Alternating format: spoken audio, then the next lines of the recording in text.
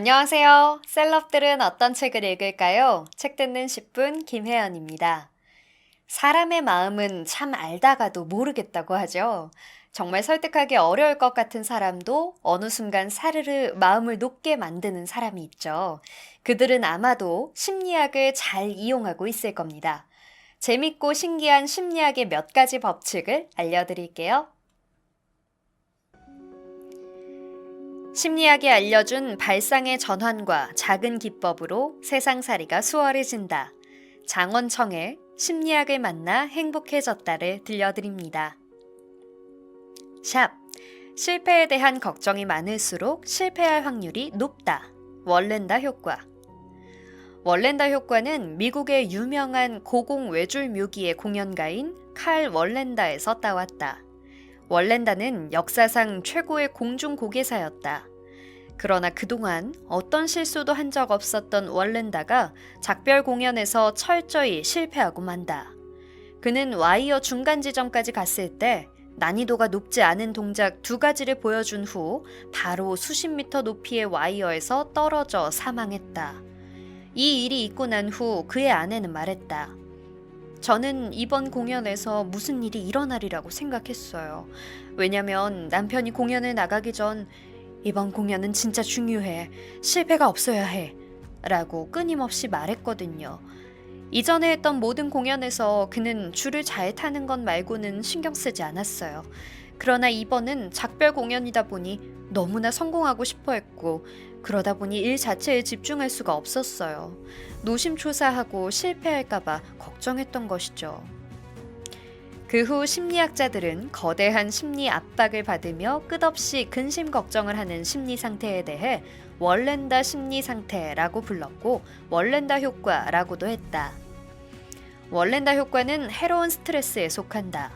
비이성적인 스트레스로 그 근원은 개인의 이해득실만 따지는 심리 상태에서 비롯된다. 즉, 자신이 실패할 것을 걱정해 이를 성공시키는 방법을 생각하는 것이 아니라 실패를 끊임없이 걱정하는 것이다. 유익한 스트레스는 긍정적인 정서이지만 해로운 스트레스는 부정적인 감정으로 생각을 분산시켜 쓸데없고 터무니없는 생각에 시간을 낭비하게 만든다. 실패할까 걱정하는 심리는 현재 자신이 하는 일에 집중하지 못하게 하고 기본적인 대응조차 심사숙고하게 만든다.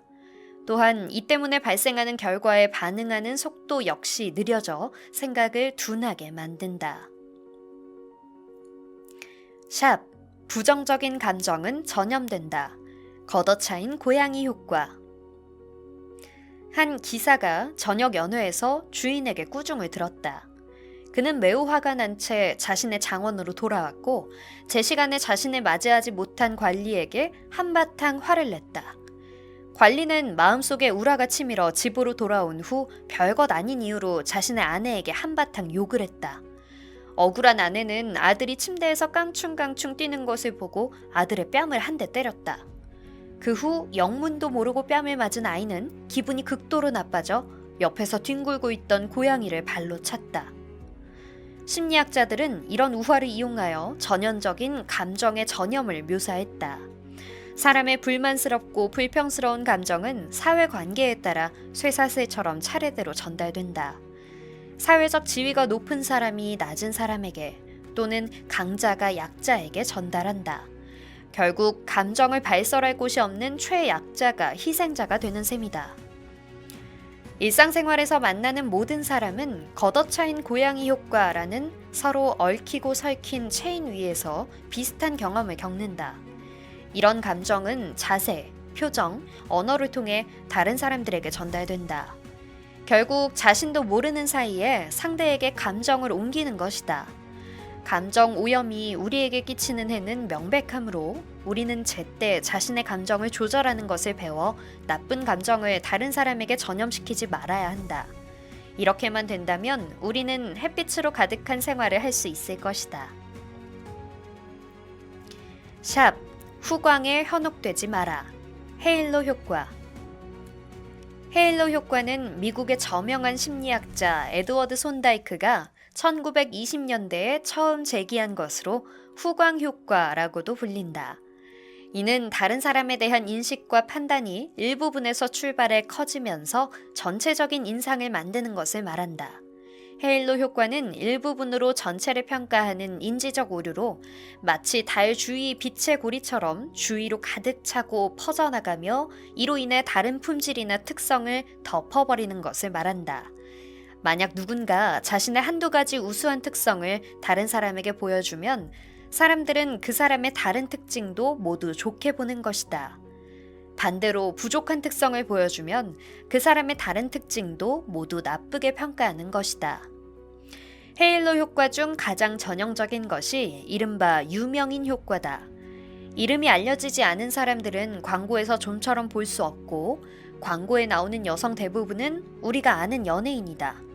왜냐하면 스타들의 매력으로 형성된 후광은 일반 소비자를 설득하는 데 충분하며 스타가 말하는 것은 모두 옳다고 믿기 때문이다. 이처럼 스타가 상품을 판매하는 모습은 일반 소비자들로부터 더 쉽게 인정받을 수 있다. 샵, 허점 있는 사람에게 끌린다. 엉덩방아 효과. 미국의 심리학자인 엘리엇 에런스는 한 가지 실험을 진행했다. 그는 줄거리가 비슷한 인터뷰 녹화 영상 4개를 각각 피실험자들에게 보여주었다. 첫 번째 비디오의 인터뷰인은 매우 우수하고 성공한 인사였다. 그의 태도는 매우 자연스러웠고 어휘도 고급스러웠으며 표현도 매우 자신감이 넘쳤다.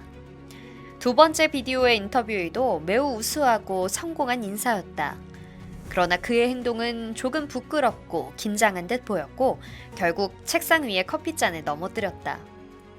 세 번째 비디오의 인터뷰인은 매우 평범한 사람이었는데 그는 긴장하지 않은 것처럼 보였지만 사람의 눈길을 끌만한 발언도 없었고 어떤 포인트도 없었다.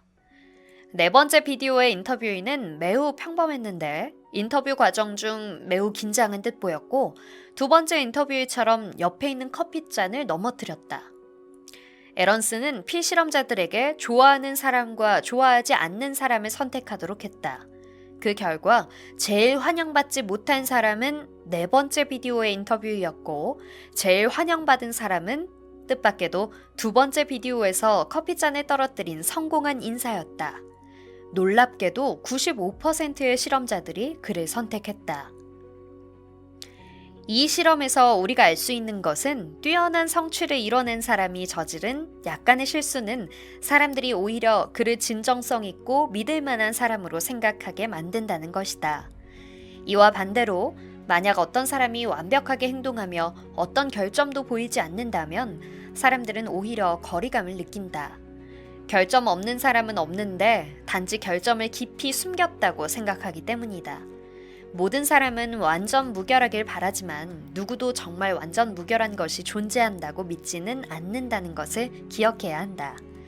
또한 사람들이 마음속으로 자신에게 있을 결점을 추측하게 하기보다는 직접 결점을 드러내는 편이 낫다는 것이다.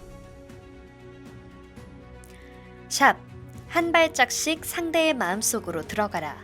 문간에 발 들여놓기 효과. 일상생활에서 문간에 발 들여놓기 효과의 적용은 광범위하다. 다른 사람이 작은 요구를 하면 우리는 냉정한 사람처럼 보이지 않으려고 거절하지 못할 때가 많다. 일단 이 요구를 들어주면 마치 문간을 넘어선 것처럼 그들은 더 큰 요구를 해온다.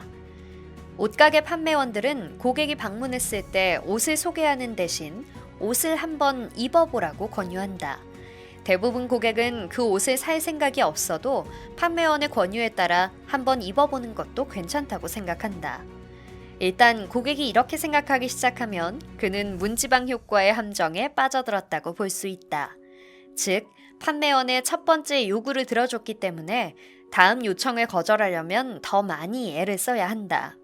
결국 원래 살 계획이 없던 옷을 구매할 확률이 높아진다. 문간에 발 들여놓기 효과는 인간관계에서 우리가 과한 요구를 해야 할 때 작은 요구를 먼저 말하는 것이 상대가 들어줄 가능성이 크다는 것을 잘 보여준다.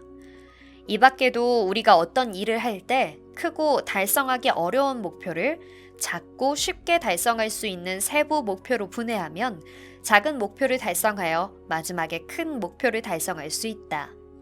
이 또한 문간에 발 들여놓기의 효과를 활용한 것으로 볼 수 있다. 샵. 무엇을 취하고 무엇을 버릴 것인가? 악어 법칙. 악어 법칙은 원래 투자 심리학 이론 중 하나로 악어 효과라고도 불린다. 악어 한 마리가 우리의 다리를 물었다고 가정해보자. 만약 우리가 여기서 벗어나기 위해 손으로 악어를 밀면 악어는 발과 손을 동시에 문다. 우리가 발버둥칠수록 악어에게 물리는 신체 범위는 점점 커질 것이다. 그러므로 만약 악어가 우리의 다리를 문다면 우리가 할 수 있는 유일한 방법은 다리 하나를 희생하는 것뿐이다. 악어 법칙은 한쪽 다리를 포기하고 살 기회를 얻는 것처럼 포기는 또 다른 것을 얻기 위함이라고 알려준다.